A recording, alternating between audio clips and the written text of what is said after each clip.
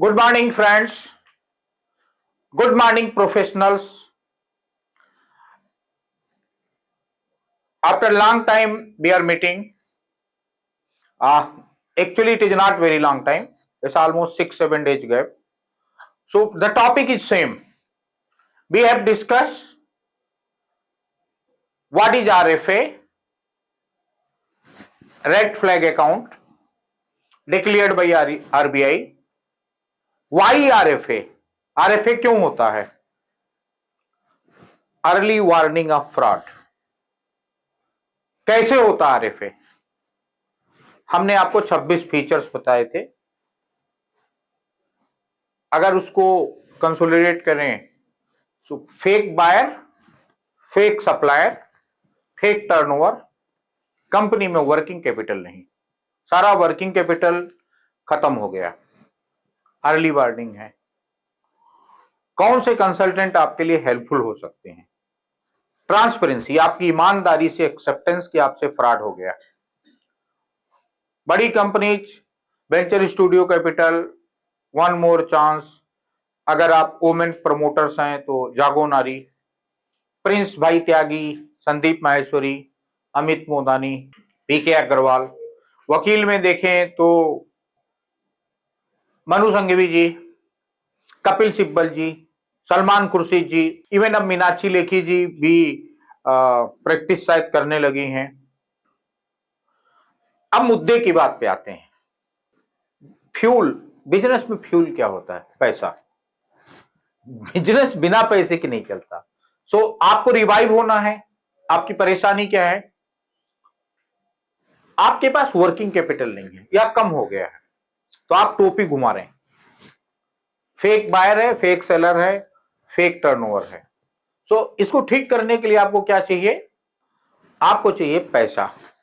अब आप पे फ्रॉड का आरोप लगा है तो पैसा कौन देगा आपको? उसके लिए आप ट्रांसपेरेंसी ले आए, उसके लिए आप प्रिंस भाई त्यागी ले आए, संदीप महेश्वरी ले आए, अमित मोदानी ले आए, पीके अग्रवाल ले आए। अब इनके पास तो है, मैं जहां तक मैंने 4-5 साल में देखा, इनके साथ हमने एज अ चीफ मेंटर काम किया, चीफ स्ट्रेटजिस्ट काम किया। इनके पास HNIs हैं, ERCs हैं एंड ट्रस्ट के फंड हैं।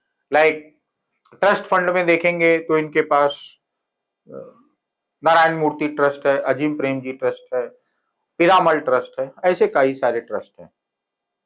और ARC में देखेंगे तो सारी बड़ी ARC इनके साथ काम करती है।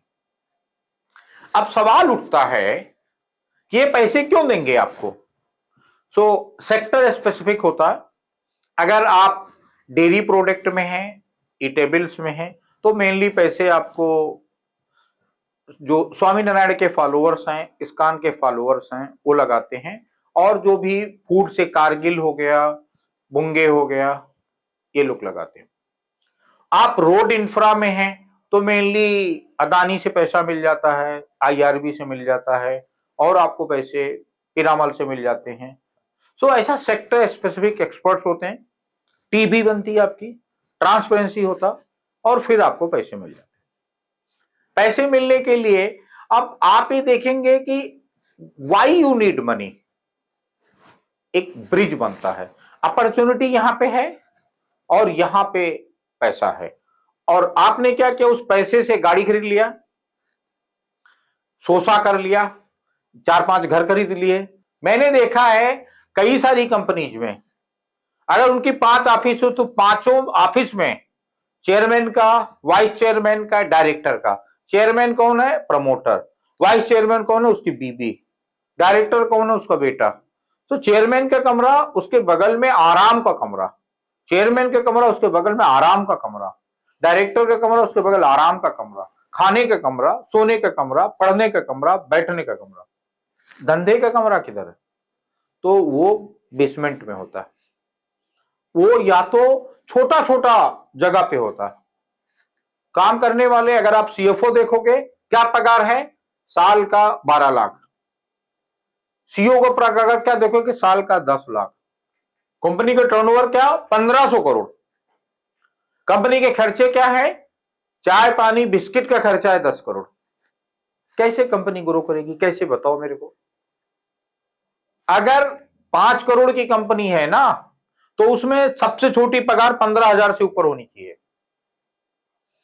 आप जब कार खरीदने जाओ, अब जब घर खरीदने जाओ, तो इंश्योर करो आपके पास 1 साल तक तनख्वाह देने का पैसा होना चाहिए, तब आपकी कंपनी चलेगी।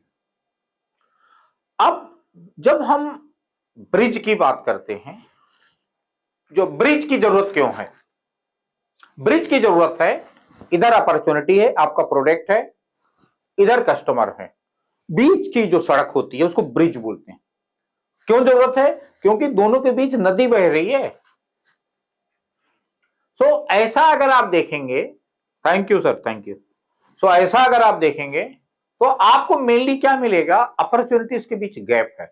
यहां हाई नेटवर्थ इंडियन HNI का रोल आता, ट्रस्ट का रोल आता, फंड का रोल आता, और ये इंटरिम गैप से अगर आप ठीक से यूज करें तो आपका सेल्स बढ़ जाता है, कैश फ्लो अच्छा हो जाता है, फिर आपको जो दूसरे, आपकी रेटिंग अच्छी हो जाती है, रेटिंग अच्छी होने के बाद आपको इन्वेस्टमेंट आने लगता है। बट वापस मैं आपको वार्न करूंगा, झूठ ना बोलिएगा, don't try to make again fool कि आपका टर्नओवर इतना है, आपका बायर इतना है, आपका वैल्यूअर इतना, सब ऑफिशियली अवेलेबल है, ROC की साइट पे ऑफिशियली अवेलेबल है। हर कंपनी, हर इन्वेस्टर आपके ऑडिटर से बात कर लेगा, आपका ऑडिटर ऑफिशियली रिप्लाई को तैयार, जिम्मेदारी है आपका। जब ASM होगा उसमें आ जाएगा, आपका फॉरेंसिक होगा उसमें आ जाएगा। सो हाथ जोड़ के विनती है, ट्रांसपेरेंट होइए, इंटरेस्ट बिल्ड करिए, लोगों का कॉन्फिडेंस बिल्ड करिए, और इक्विटी इन्फ्यूजन करिए। अपनी इक्विटी का वैल्यू आसमान पे ना चढ़ाइए, नहीं तो जेल जाएंगे, जेल, PMLA आएगा, जेल जाएंगे। सो टाइमली अपने को एक्चुअल वैल्यूएशन पे लाइए, एंड वैल्यूअर में क्रिसिल लीजिए, वैल्यूअर्स में कॉलियर्स लीजिए, जो जिनके वैल्यू पे इन्वेस्टर्स, ट्रस्ट के इन्वेस्टर्स, HNI के इन्वेस्टर इन्वेस्ट करते हैं। ऐसा रामलाल, श्यामलाल, जगदीश पाटिल, शिंदे, शुक्ला, मिश्रा, तिवारी, उपाध्याय, शाह, देसाई न लीजिए। ऐसा वैल्यूअर लीजिए जिसके पैनल पे 150 इन्वेस्टर हों, जिसका वैल्यू की कीमत हो, ऐसा वैल्यूअर लीजिए। वो, उसकी वैल्यू की कीमत क्यों है, क्योंकि वो सही वैल्यू देता है, वो सपने नहीं दिखाता दिन में, सही वैल्यू देता है। और आपको बताऊं वैल्यू का तरीका, लैंड, कोई भी इन्वेस्टर या कोई भी वैल्यूअर रजिस्ट्रार ऑफिस जाएगा, वहां देख लेगा उस एरिया में पिछले 5 साल में कितनी रजिस्ट्री हुई और क्या वैल्यू पे हुई, मशीन पे चलाएगा आपके, आपने कितने रुपए में मशीन ली और कितने साल में क्या डिप्रिसिएशन हो गया, और अभी नई टेक्नोलॉजी क्या है। क्योंकि कोई भी कंपनी मशीन लेगी तो उसका रीपेमेंट 5-6 साल का होता है, डिप्रिसिएशन के साथ साथ चलता है। तो रियलिस्टिक वैल्यूएशन कराइए। एंड तीसरा, डेट टेक ओवर कराइए, जो डेट है उसको इक्विटी इन्फ्यूजन से टेक ओवर कराइए। और ये कैसे संभव है, HNI के पेज, जैसा आपका डेट टेक ओवर होगा, कंपनी का कैश फ्लो अच्छा हो जाएगा, और फिर 1 साल अच्छा टर्नओवर करके आप अपना कर लीजिए। दूसरा, ये जो पैसा है HNI का, ट्रस्ट का और फैमिली का, NARC का, ये क्या करता, ओवर ड्यू पे कर देता है, तो आपका बाजार में रेपुटेशन अच्छा हो जाता है। स्टेट्यूटरी ड्यूज पे कर दिया, GST पे कर दिया, इनकम टैक्स पे कर दिया, तो डिपार्टमेंट के प्रेशर कम हो जाते हैं। तीसरा, आपको लेंडर्स को सेटिस्फाई करना होगा, तो जो HNI होते हैं, जो ट्रस्ट होते हैं, उससे आपका लेंडर सेटिस्फाई हो जाता है कि चलो अब नारायण मूर्ति आ गए, दीपक पारिक आ गए, चलो अभी संजय नायर आ गए, चलो अभी सुनील बंसल आ गए, चलो अभी करण अदानी आ गए, अनंत अंबानी आ गए, तो उससे लेंडर्स को कॉन्फिडेंस आ जाता है। अब ARC का क्या रोल है, ARC means asset reconstruction company. इसको RBI ने स्पेशली बनाया ऐसे लोगों के लिए कि जिनका कंपनी किसी भी कारण से खराब हो गया। सो ARC क्या करता है, वो स्पेशलाइज लोगों की टीम है, पूरी उनको एक्सपर्टाइज है कि बीमार कंपनी को अच्छा कैसे करें, फ्रॉड को सही कैसे करें। तो उनके पैसे से आपको 3 साल का टाइम मिल जाता, 3 साल में अपने को रीस्ट्रक्चर करें और करके निकल जाए। दूसरा फायदा क्या है, एआरसी लोन बाई कर लेती हैं, उनको 30, 35, 40% तक डिस्काउंट मिल जाता है और एसआरए इशू कर देंगे तो आपको रीपेमेंट का टाइम मिल जाएगा, आपको 4 साल 5 साल का टाइम मिल जाएगा रीपेमेंट का, depend on your cash flow, industry wise होता, आपका कैश फ्लो के ऊपर होता। एंड फिर आप नया फंड लाइए, क्योंकि आपका डेट 40%, 50% डिस्काउंट मिल गया, तो अब आप नई इक्विटी ला सकते हैं and then you can bring a new professionals and they revive your company और रिमूव योर स्ट्रेस लेवल। आपका स्ट्रेस लेवल कहां होता है, सप्लायर को पैसा देने में। दूसरा स्ट्रेस लेवल कहां होता है, वर्किंग कैपिटल के लिए। तीसरा स्ट्रेस लेवल कहां है, कंपनी को छोटे छोटे जीएसटी एडवांस देना है, इनकम टैक्स देना, टीडीएस देना, ये सब के लिए आपको बहुत टाइम मिल जाता है। अब कुछ एआरसीज का मैं आपको बताऊं जहां पे जनरली बहुत ज्यादा काम करते हैं। जेसी फ्लावर बहुत बड़ी एआरसी है और they have presence in India. Phoenix वापस बहुत बड़ी एआरसी है। Edelweiss, Gem Finance, Omkara ARC, Kotak की एआरसी, ऐसे कई सारे एआरसी हैं जो प्रोफेशनल्स के साथ मिलके, ये लोग मिलकर के आपके साथ काम करते हैं। रोल ऑफ आरएफए रेसोल्यूशन, जो आरएफए रेसोल्यूशन होता है डायरेक्ट इक्विटी और डेट इन्वेस्टमेंट होता है।